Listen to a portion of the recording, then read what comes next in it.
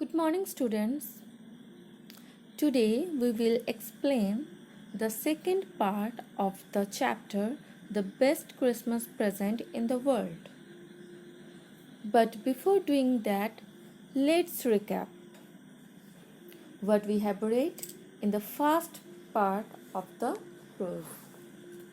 The narrator went to a junk shop in Bridport. He was looking for a roll-top desk. The junk seller informed him that the desk he picked up was made of oak. The narrator found it cheaper than the others he had seen. So, although the desk was not in proper shape, he bought it and started working on it. He took out the damaged cover.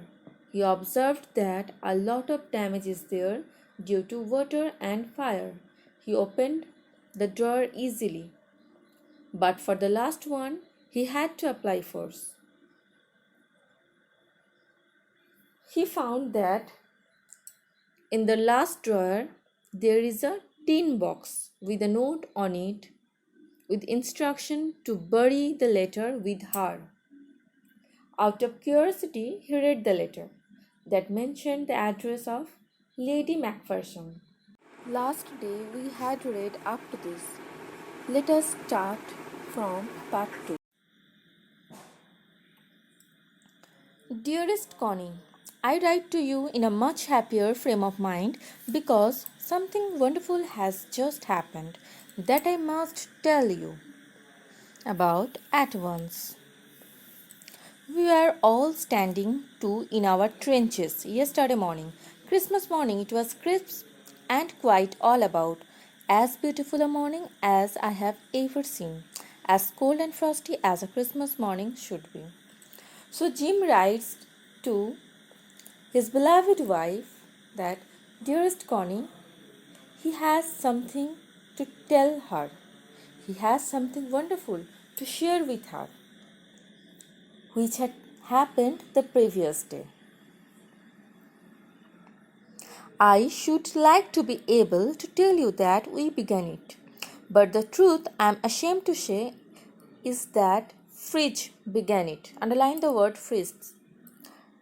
First, someone saw a white flag waving from the trenches. Underline the trenches. From the trenches opposite.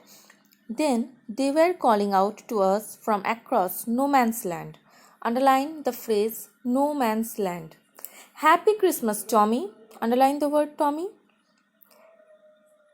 Happy Christmas. When we had got over the surprise, some of us shouted back. Same to you, Fritz. Same to you. I thought that would be that.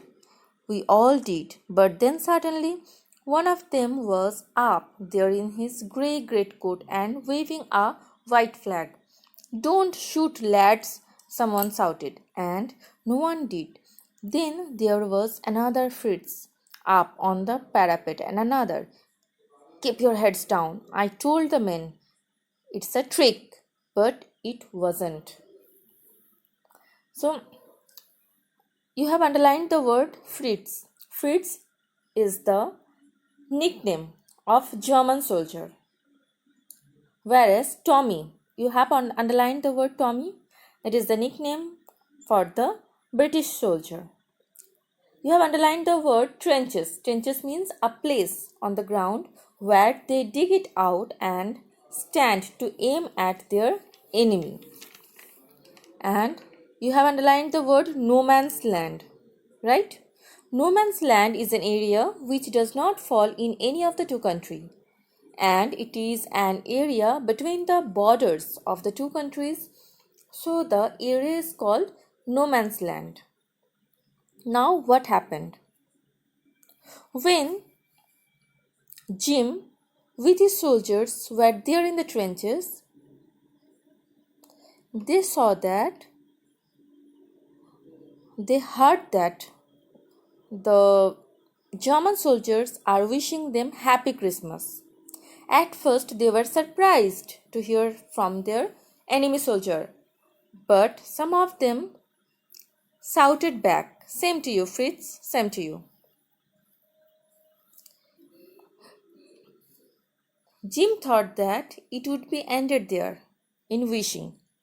But after some time, he saw that one of the soldiers of German army is waving a white flag.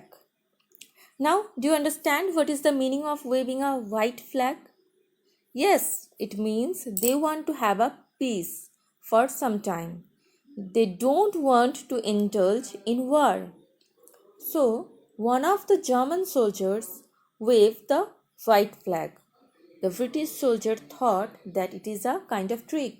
They thought that if they are misguided and comes out, they will be shot by them. But nothing like this happened. One by one, all the German soldiers are coming out of the trenches and they started working towards the British army. One of the Germans was waving a bottle above his head. "It is Christmas Day, Tommy. We have snaps, we have sausage. We meet you." Yes, by the time there were dozens of them walking towards us, across no man's land, and not a rifle between them. Little Private Maurice was the first up. "Come on, boys, what are we waiting for?" And then there was no stopping them. I was the officer.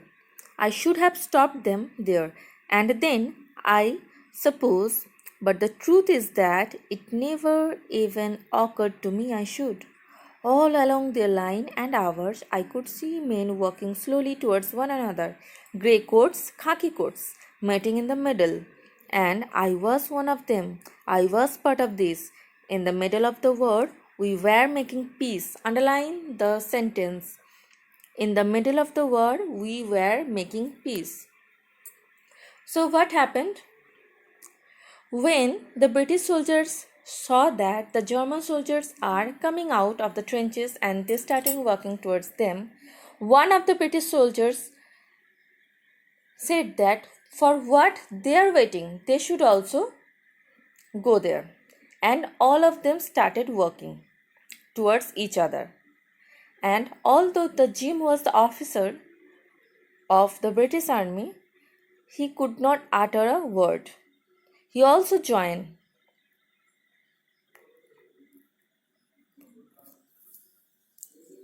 At the end of this paragraph, there is a line, middle of the word.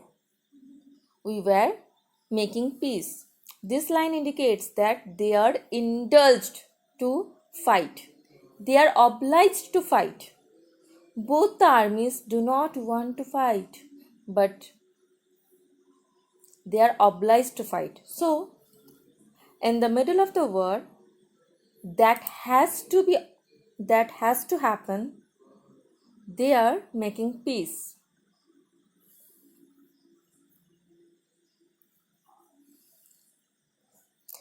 You cannot imagine, dearest Connie, my feelings as I looked into the eyes of the Fritz officer who approached me, hand outstretched. "Hansel," he said, gripping my hand warmly and holding it. "I am from Dusseldorf." Underline the word Dusseldorf. "I play the cello in the orchestra. Happy Christmas." Underline the word, the sentence, "I play the cello in the orchestra." Now, the officer of the German soldiers came to Jim and introduced himself that he is Hans Ulf and he is the officer of the Fritz. He also added that he is from Dusseldorf and before the war he played the cello in the orchestra. He also wished Jim Happy Christmas.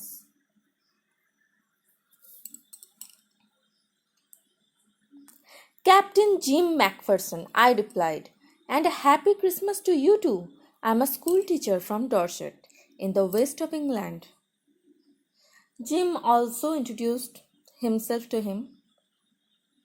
He said that he is a school teacher from Dorset, which is in the west of England. "Ah, Dorset," he smiled. "I know this place. I Knew it very well. We shared my ram ration and his excellent sausage. And we talked, Connie. How we talked! He spoke almost perfect English, but it turned out that he had never set foot in Dorset, never even been to England. He had learned all he knew of England from school and from reading books in English. His favorite writer was Thomas Hardy, underline it. His famous book, Far from the Madding Crowd, underline it. So, out there in no man's land, we talked of Bathsheba, underline, Gabriel Oak, underline, Sergeant Troy, underline, and Dorset. Bathsheba, Gabriel Oak, Sergeant Troy. These are the characters of the novel Far from the Madding Crowd, which was written by Hardy. As both of them have read the book, they discuss the characters. He had a wife and one son born just 6 months ago. So, we can see Hans Ulf is a married man. He has a wife and a son, a newly born baby.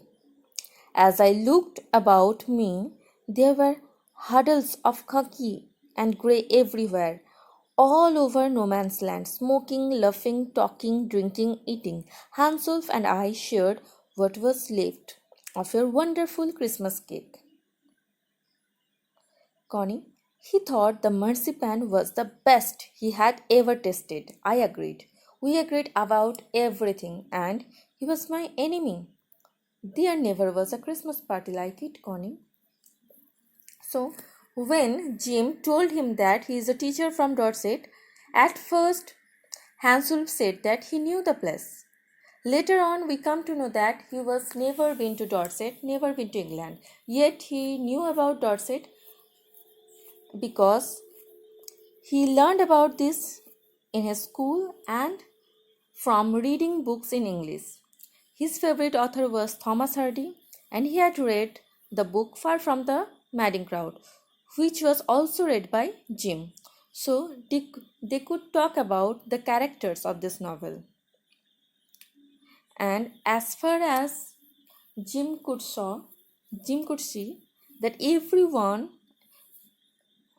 that means all the soldiers of both the group, were laughing, talking, drinking, eating. Everyone were happy. Jim had shared the Christmas cake, the wonderful Christmas cake made by Connie with him. And Hansel said that it was the best cake. It was the best that he had ever eaten. So they shared everything. They don't know how the time passed. They even shared the marzipan. Marzipan is a kind of cake decorated with fruits and nuts. They had shared the marzipan that Connie had sent to Jim. Though they were enemies.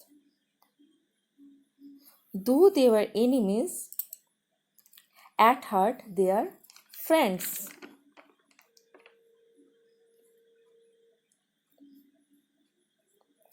After their conversation, both Jim and Hansel understand that there are so many things that are common in them. Then someone, I don't know who, brought out a football. Great coats were dumped in piles to make goal posts. And the next thing we knew, it was Tommy against Fritz, out in the middle of no man's land. Hansel and I looked on and cheered, clapping our hands and stamping our feet to keep out the cold as much as anything. There was a moment when I noticed our breaths mingling in the air between us. He saw it too and smiled. Jim Macpherson, he said after a while, I think this is how we should resolve this war. Underline this sentence. A football match. No one dies in football match. No children are orphaned. No wives become widows. So, when Hansel and Jim were talking with each other. Suddenly, someone came up with the idea of playing football match between the two armies, and everybody agreed. So they made goal posts on either side of the ground and started playing football. As they started playing football, Hansel and Jim was watching it and were cheering them, and the soldiers were playing.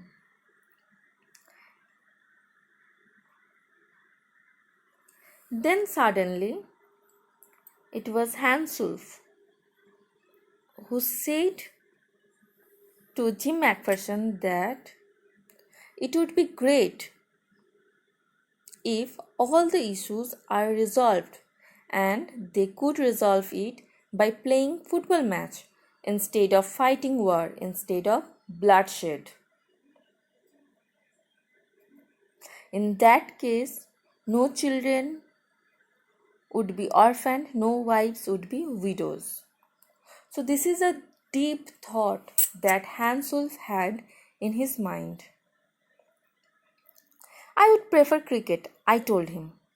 Then we Thomas could be sure of winning, probably. We laughed at that, and together we watched the game. Jim said to Hansel that they could win the match if they were if they play cricket. At this, both of them were laughing because we all know that England or Britain are good at cricket while Germans are good at football. Sad to say, Connie Fritz won 2-1, but as Hansel generously said, our goal was wider than theirs, so it wasn't quite fair. Now, after some time, the match was over and the Fritz won. But once again, Hansel was very humble, very generous in saying that they could win the match. That means Tommy's could win the match because their goalpost was wider. And it was unfair for the Tommies too, so they could not win the match. The time came, and all too soon, when the game was finished, the snaps and the rum and the sausage had long since run out, and we knew it was all over.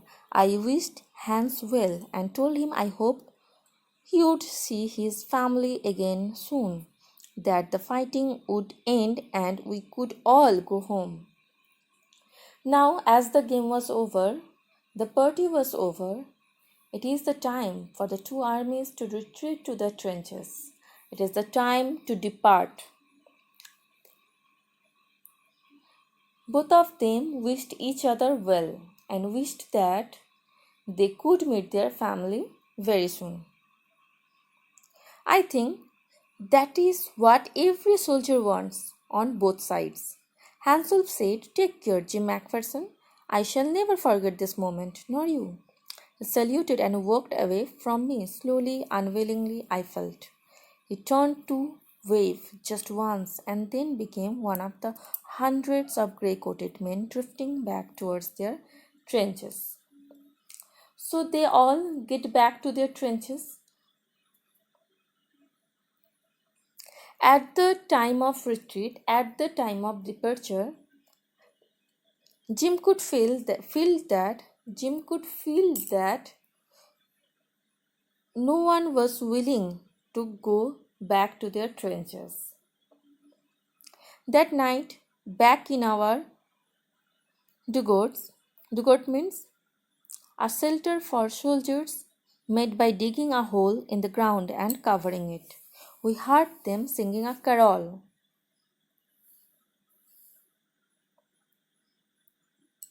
And singing it quite beautifully. It was still night. Underline the word still night. English meaning silent night. Our boys gave them a rousing chorus of While Shepherds Watched. Underline While Shepherds Watched. We exchanged carols for a while and then we all fell silent. We had had our time of peace and goodwill, a time I will treasure as long as I live. Now, at night, no one could sleep. All were thinking about that beautiful day. Carols mean songs that Christians sing in the church to worship Jesus, God Jesus. So, at night, they kept singing carols. They exchanged the song and then all fell silent. Jim said that he could never forget this moment. It was the best moment of his life. So, this was the wonderful incident that Jim wanted to share with his wife Connie. We can see that how the soldiers made peace in the middle of the war. That means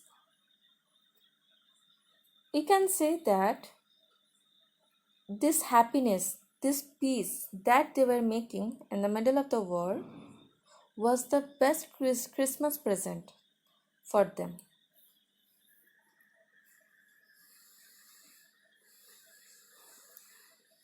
Dearest Connie, by Christmas time next year, this war will be nothing but a distant and terrible memory.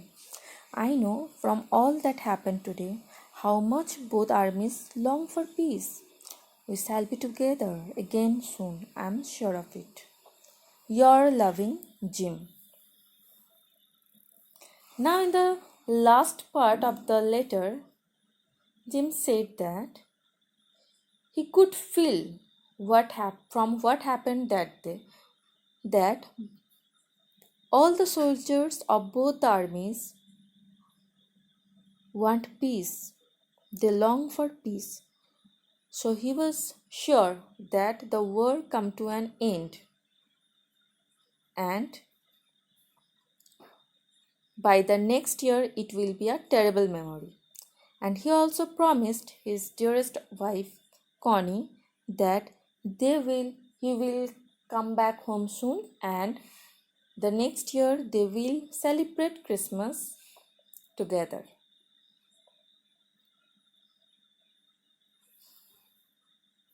So here we can see that Jim made a promise to his wife.